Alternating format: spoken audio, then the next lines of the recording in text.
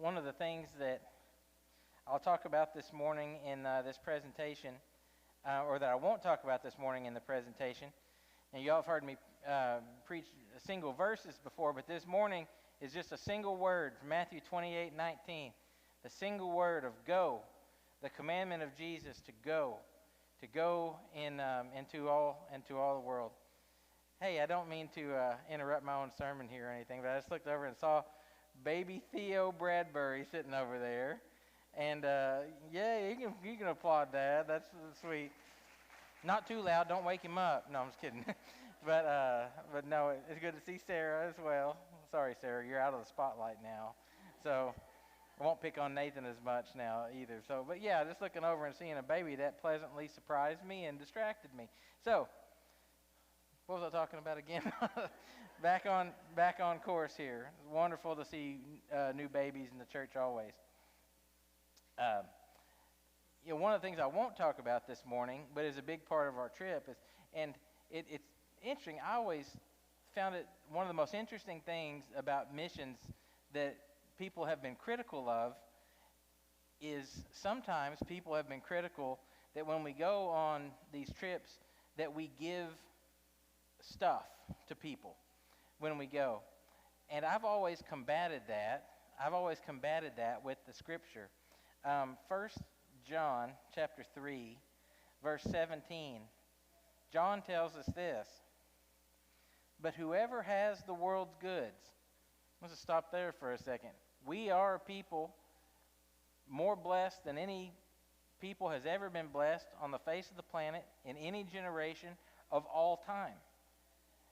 So we are those people. So when it says in verse 17, but whoever has the world's goods, that's talking directly to us, okay?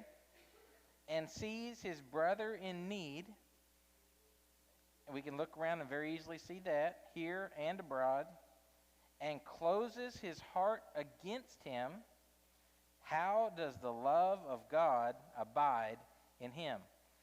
So to answer that criticism, I haven't had any of that here in fairness, but I have heard it over the years. I've heard people refer to our trip as a Santa Claus trip. Well, yeah, of course, you get received well, and of course the people down there like you. You show up and you're like Santa Claus. And what I usually say is, no, as a matter of fact, my good friend Saul, here's the way he described it. He said, Wes, when your group comes, he said, this is what it's like for us. He said, it's like every birthday I've ever had, every Christmas I've ever had, and every gift I've ever been given in one day, all at the same time. He said, the generosity of the people, and he said, and it's so much more than us bringing some. We take all kinds of stuff and we give to the people there, but we do that as a demonstration of, hey, we don't just show up and tell you that we care. We want to show you that we care, and what that does for us, the benefit for us, is that then opens the hearts of the people to hear what we have to say. I mean, you try showing up as a person that, whether it's true about you personally or not, you try showing up to a place where people perceive you as being one of the richest people they've ever laid eyes on in their life, or maybe the richest person they've ever laid eyes on in their life, to a person who's completely destitute in every sense of the word as far as possessions and earthly things go, and convince that person that you really care about them, but don't do anything physical for them. You're going to have a very, very hard sell. So, yeah, you can call it a Santa Claus trip in a way if you want, but it's so much more. We bring more than Santa Claus does, and we are received and liked a whole lot better as well. So why do we go? So we talked about last week about the work that Cristobal does in Honduras and the support that we have for him. So this week we're going to talk about what we do when we go. First, we travel to Tulsa, and we stay the night in Tulsa, so we're all ready to leave at, we usually get to the airport around 4 a.m. is usually the run of how things go. We get checked in. There are lots of other mission groups. The goal is to get there right when the ticket counter opens so you can get ahead of all of those groups. and get through, because that's the hardest part, is getting out of Tulsa. Now, once we get out of Tulsa, we're good, but we have to get out of Tulsa, and that's where we always run into issues if we do. From Tulsa, we either fly to Houston, which is just an hour-and-a-half flight, or we fly to Miami. Why those two places? Those are the only two airports in the United States that fly to Honduras. So that's how our flight starts, and you always hope. Most of the time we get to fly to Houston. We always try. We don't always pull that off. Sometimes we have to fly to Miami, which stinks, because then you have a 3-hour flight followed by another 3-hour flight. Because as soon as we get there, usually run into a port, and this is what it looks like flying from Houston to Honduras. It's a pretty straight shot. They kind of fly at an arc there, but it's a 2-hour and 55-minute flight just directly across the Gulf of Mexico. Miami's is a little shorter, a little bit straighter of a line. From that angle, it's a 2-hour and 30-minute flight, but like I said, we always hope we get to fly out of Houston. Now, what I'm going to do is I'm going to take you a step-by-step process of basically just what the whole process looks like, and I'll cut it off at the end. You have to just imagine the reverse. So after we arrive in Honduras, we have to get through customs. We have to find our luggage, which is sometimes more eventful than others. We have to find Elvis. Elvis is our group coordinator and head translator. Then we all go and we exchange our money at a money exchange, which is just a guy running around with pockets bulging with Honduras money. We load the luggage. We find a restaurant, because we're all hungry at that point, and we go eat, and everyone's just happy to be there. We're all just overjoyed to be there. What you see in the background there, that's where we ate last year, and I'm sure we'll go to probably the same area this year. That's the Immaculate Conception Cathedral. It was the construction, is one of the oldest buildings, not only in Honduras, but in all of Central America. The construction on it began in 1634. The construction finished in 1711. And it's still a very, amazing building in the town square. What you can see on this tower right here is a clock, and that's one of the oldest functioning clocks in the world. That clock was built in 1100, the year 1100, and it was in Spain for many, many years, and was eventually brought over across the ocean. I'm not sure exactly when, and was placed there. And that clock, which was built in 1100, is still fully functional. You can see all of the operating gears in that tower behind the window. You can look it up online if you'd like. Pretty neat. So that's where we go, and we have a meal before we get on the road. Now, the food, very good. It's great food, and I put the first time, because if you're me, you eat the food, and then a few hours later, you see the food again because you can't handle the bus ride very well. So, sorry, my wife's looking at me with the mortified eyes. Hey, I'm just giving you the good, the bad, and the ugly of the thing, okay? So it's great the first time, not the second. Because then we travel from the airport here, and you can't see the name of the city, but the city here, we used to fly to Tegucigalpa, the capital, but they moved during the COVID years. They moved the international airport. Now, the international airport is in a pretty decent-sized city called Comayagua, right up here. And it's a 4-hour and 50-minute drive. About right where that is there in the middle is our kind of halfway point where we stop and kind of get some refreshments and go to the bathroom and things like that. There's an Amish settlement that's been there since like the 30s. And has a real nice store and facilities and everything. So we do stop and stretch our legs. And at the end of that, we end up in Catacamas that night at our hotel we stay one night in. Here's a picture of Rex. Rex walked into the hotel. He flopped onto that bed, and he didn't move for like an hour. So, and I remember the words when he looked over, and as I was taking his picture, he said, do you have a bed preference? Well, probably not that one. Probably not the one where... Sorry, Rex. I have more flattering pictures of you later. From there, the next morning we get up. So that's all on Saturday. It's our travel day Saturday. It's thousands of miles in that... Thousands, a couple, in a day. And then We're in Catacamas, and you can see this is called the biological reserve of Tawaka. That's like the native Honduran people. And you see this little white line, if you can barely see it, it stops right there. And that's as far as the road goes. But then it's a bunch of roads that can't be called roads anywhere else, that go out into this area. And we're somewhere out in here. This line right over here that you see, this is the border, and on the other side of the border is El Salvador. So we're somewhere out there, 3.5 hours out in the middle of nowhere. So when the road ends and the road keeps going, we go into these mountains. As a matter of fact, the people in the city, when they'll ask you, are you going to be working in the city, or are you going to go up the mountain? When I say up the mountain, that's just referring to where we go. It's quite a haul out there. When we get there, after that 3.5 hour, I typically preach. Now, last year we went to kind of like a gathering of churches, a revival of sorts, of all the churches of Christ in the area, at an area called the Delights. And I think we're actually going to do that again this year. So I may not have to preach after that. And I'm really in no condition to preach once I've traveled that 3.5 hours into the jungle. But I still do. And I still will if I have the opportunity to this year. But if not, then I'll be glad to let someone else do that as well. So we travel that hour. We have our worship with the people in the local church. You see they have things a little different there.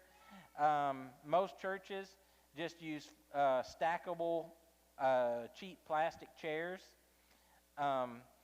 Some of them will take chainsaws, and they'll make like homemade pews out of boards. You don't want to sit on those because you'll be absolutely worn out by the end of service. The plastic chairs are better.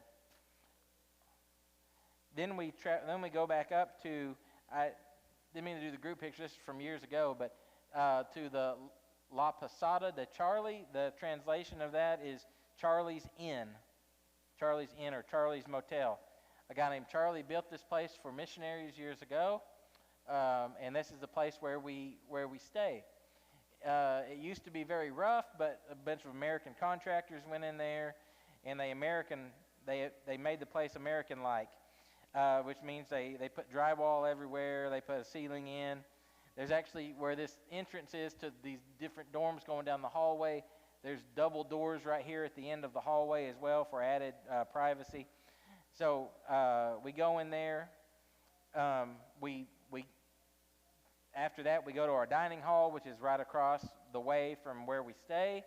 We have a big dining room area where we all sit and eat the food that's prepared for us. This is a typical of what is prepared for us there. Beans basically at every meal. You see, this is one of my favorite meals here, because see that right there? That's some fried fish right there. You get that like one time on the trip. Tortillas at every meal, fresh avocado they just go pick off the trees at every meal, and some fried bananas. I always can eat some of those too. Sometimes you will think it's a fried banana, but it's actually a plantain. And if you're thinking it's a banana and it's a plantain, you're going to be sorely disappointed, because plantain basically tastes like a potato. So a poor man's potato. Then we pick our rooms. Here's Rex, and we get ready for our next day. We get ready for the work. Here's a picture of Rex airing up one of our many, many, many soccer balls. We all sit around with these hand pumps, and we pump up all of the soccer balls that we took, which takes a long. In order to pack those soccer balls and take them with us, it's not easy to pack and take soccer balls. So I deflate every one of the soccer balls in my office, and if you can deflate them, you can fold them up, roll them up, deflated, wrap a piece of duct tape around them so they stay compact, and you can cram a whole bunch of deflated soccer balls into a bag and take them. But then when you get there, you have to go through the grueling process of airing them all back up. So that's what we spend the rest of the day Sunday doing, getting ready, and it's a whole lot of hurry up and wait. Then we travel out to the village. This is my favorite way to travel, out in the jungle, which is in the back of a pickup. So here's part of our crew. You recognize Cristobal from last week. Cristobal, though he's not a part of our group, we always pay extra for him to come with us.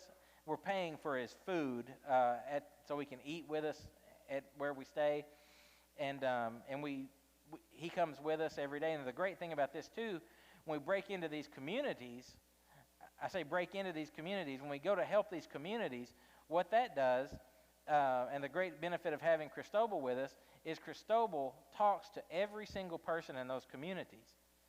I mean, the best person to do the evangelism truly is the local evangelist, the person who speaks the language.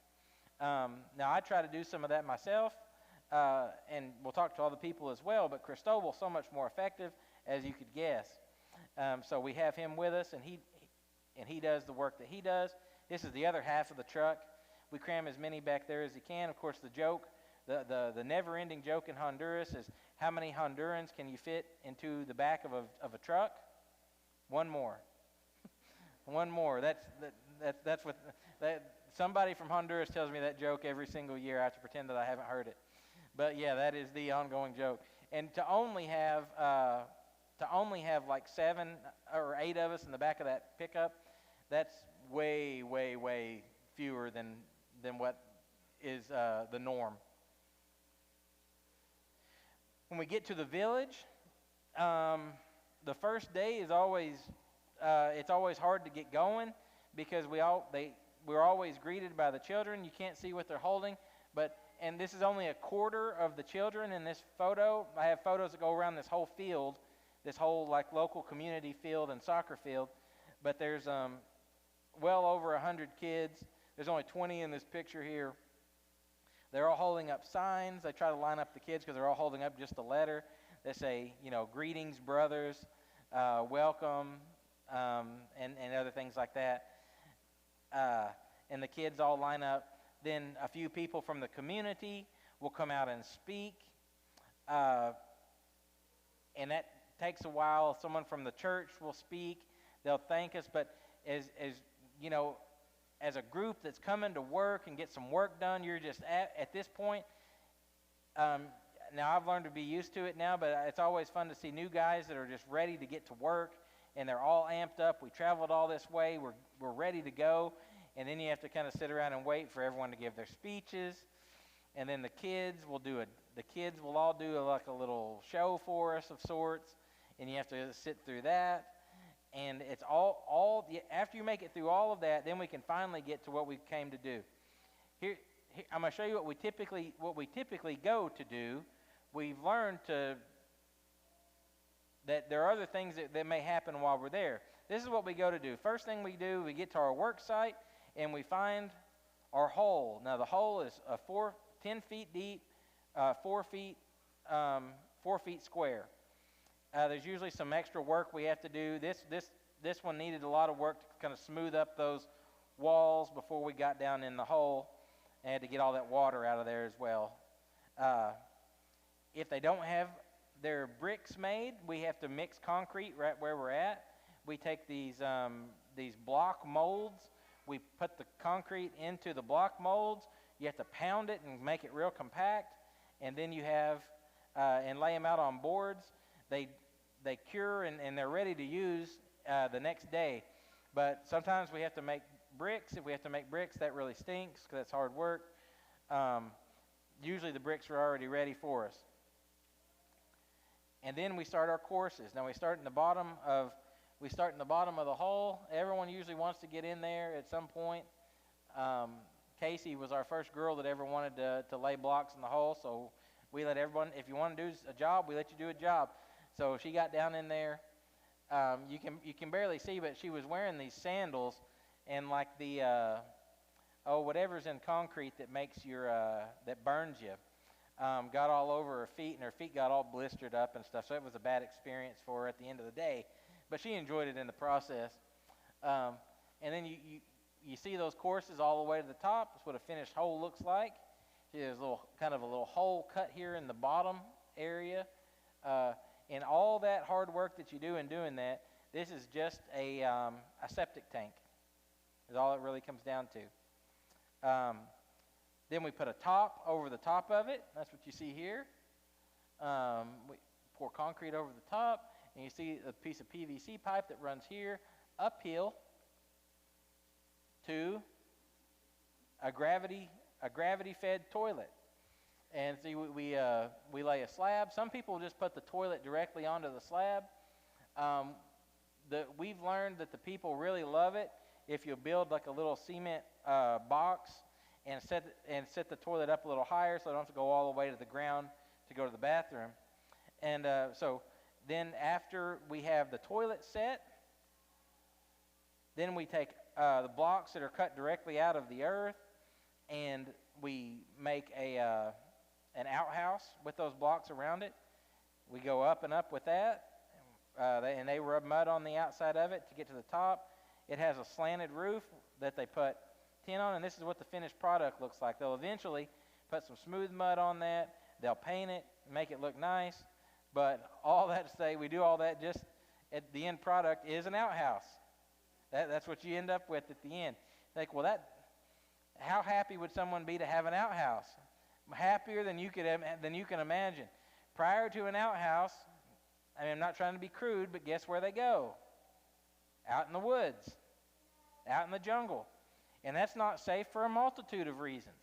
I mean, not only are you out in the elements when you have to go to the bathroom, but there's ants galore. And there's things that are worse than ants to bite you out there. And people absolutely love having a toilet. Now, here's another thing, too.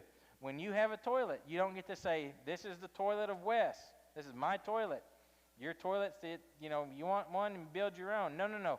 You build a toilet, you're now the new most popular person in town. Guess where all your neighbors are going to come running to when they've got to go? Yep, you guessed it. Everyone's very kind there and considerate, and if you need to use a toilet, you get to use it. So, it is. You do need to have a flashlight when you go in, because once you go into that little outhouse and close the door, it is dark inside of there. Some of you might want it to be dark inside of there. If you're me, you start thinking about the spiders and stuff like that, and then you want to be able to see. Then there's others of us. Others of us work at the school. The school, they basically let us take over the school for the whole time that we're there. They let us come in, and they let us teach. And we can go in, and, I got to go in. I spent one day at the school last year before I went and did something different. I got to spend one day at the school, and in each classroom that I spoke in, I got to share the gospel with all these little kids. And I love doing that.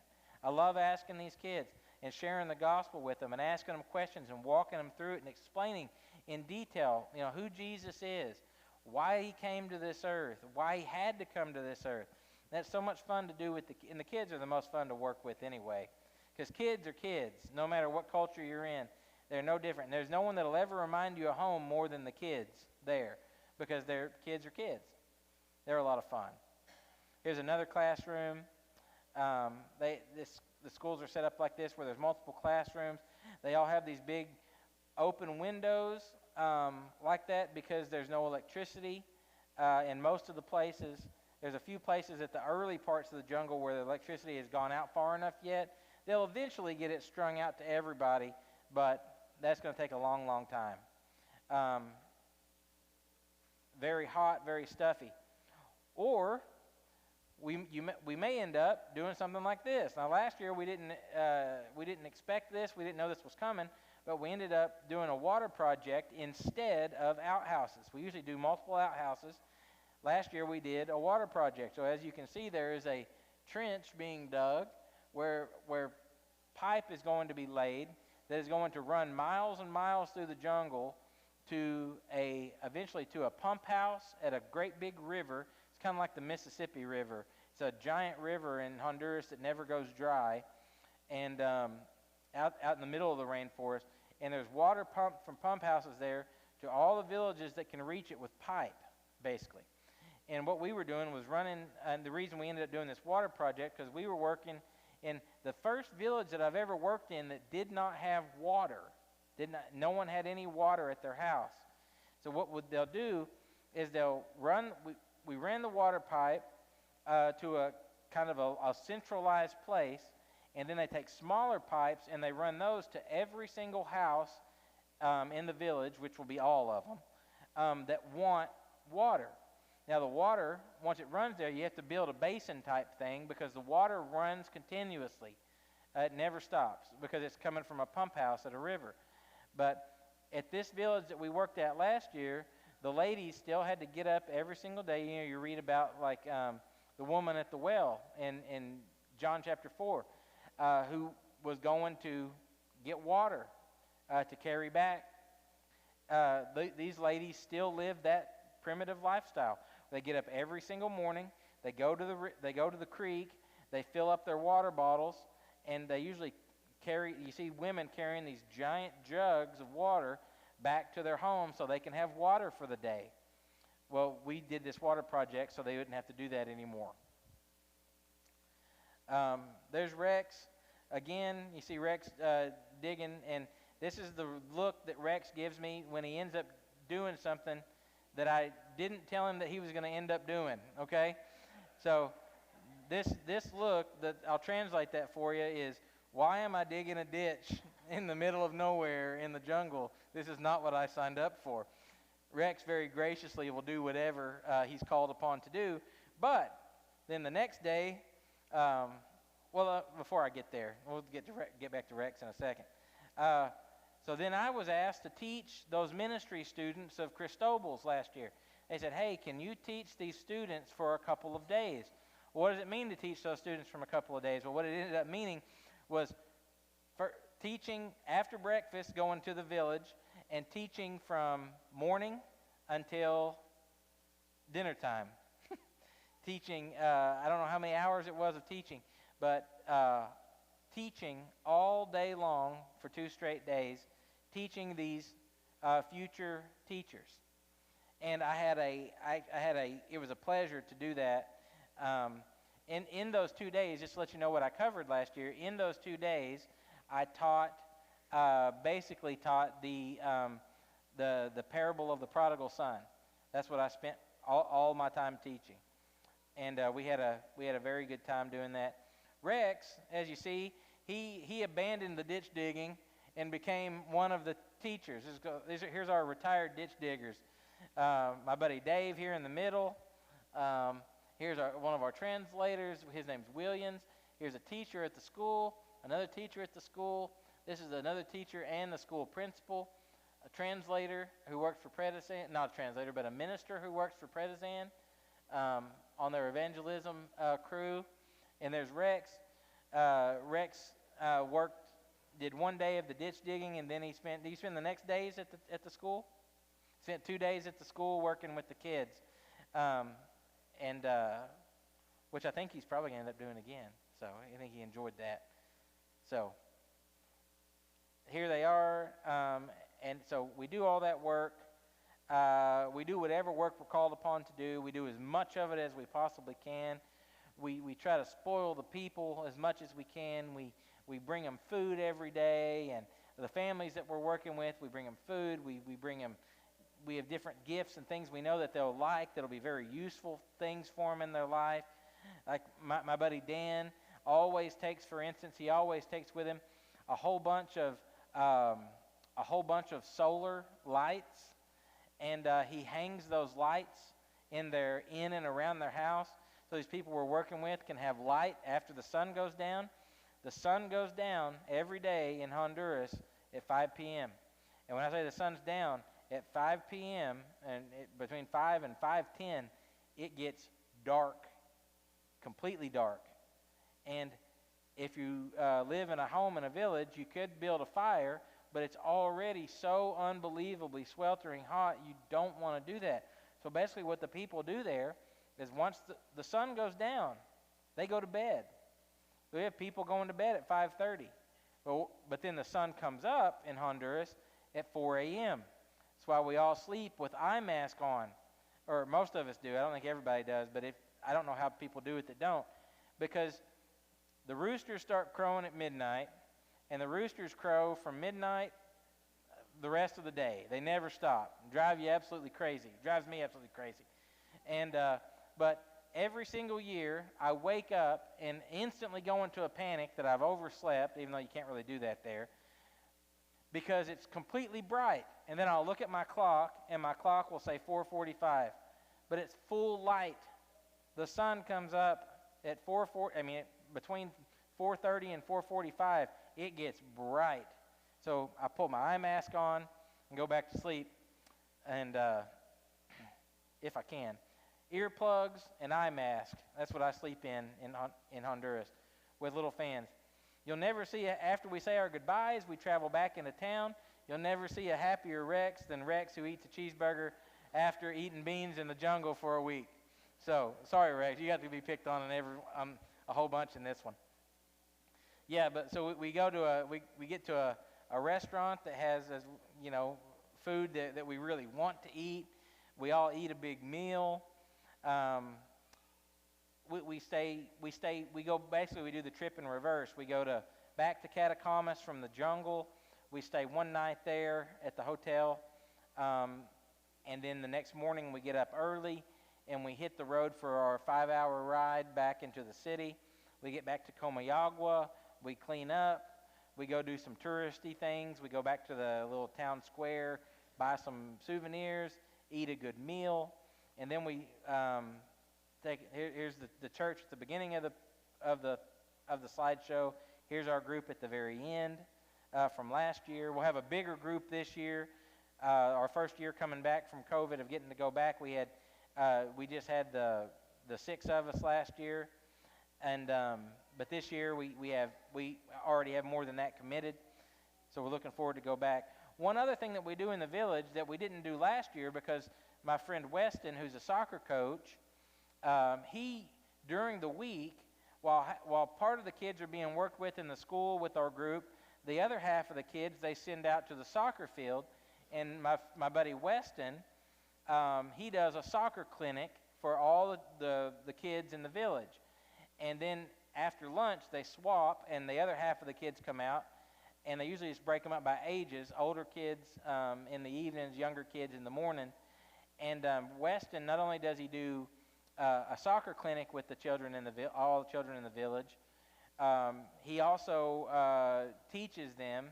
He has a whole bunch of lessons that he and I have developed together over the years, that he teaches to the children as they take breaks when they're doing the soccer clinic. And at the end of the week, it makes all those kids' day. They all get their very first and their very own soccer ball. So we have to take like tons of soccer balls with us, a part of our expenses that we haul down there. That's why we take all those balls to give them away. So we give all the kids a ball in the village. Weston, I talked to him yesterday, and he told me that he is going to go back this year. So we're looking forward to also having the soccer clinic as well. From here, we stay one night at a nice place. Then we travel in reverse. We get back to, if all goes to plan, no problems at the airport, we'll be back in Tulsa late on Saturday, and me, Rex, and Tyler will make the trip back late Saturday night to back home to Wellington. And then we'll have another presentation. So we do all this. We go because Jesus tells us, Matthew 28:19, go. Now, go can mean a lot of different places to a lot of different people. We go here because this is a place where we have opportunity to go. If you're interested in going, talk to me, Rex, about that. After this year, talk to Tyler about that, and we'll give you even more information. Now, I've given you a very brief snapshot of what goes on and what we do, but so much more happens. The most wonderful thing, the greatest benefit that is received from going on this trip isn't what happens with the people that we help, and we help those people tremendously. It's not with those people. It's not with the local missionaries. It's the change that the Lord enacts in the hearts of His people. The Lord changes you when you live faithfully and obediently to His Word. And that's something that you can try to take my word for it on that, but better yet, you can allow the Lord to change you and to work that change in your heart by simply living a life of faithful obedience in your everyday life. You don't have to go somewhere far off to do that. You just have to be obedient. Living obediently to the Lord, He will cause the changes in your life and in your heart. This morning, if you don't belong to the Lord, let today be the day that you go. The first place that you ever go is that you go forward. You go before witnesses. And you say, yes, I believe that Jesus is the Christ, the Son of God. I believe all those things about Him. I believe in what Dave talked about when he did the communion talk this morning. I believe that He came and that He suffered, and He did that so that I could be with Him someday. I believe that. If you believe that, why not confess it today if you haven't ever confessed it? Confess it for the first time. Put Him on in baptism. Follow Him all of your life. If there's any way we can serve you, come forward as we stand and sing. Thy need restored, my heart is weary.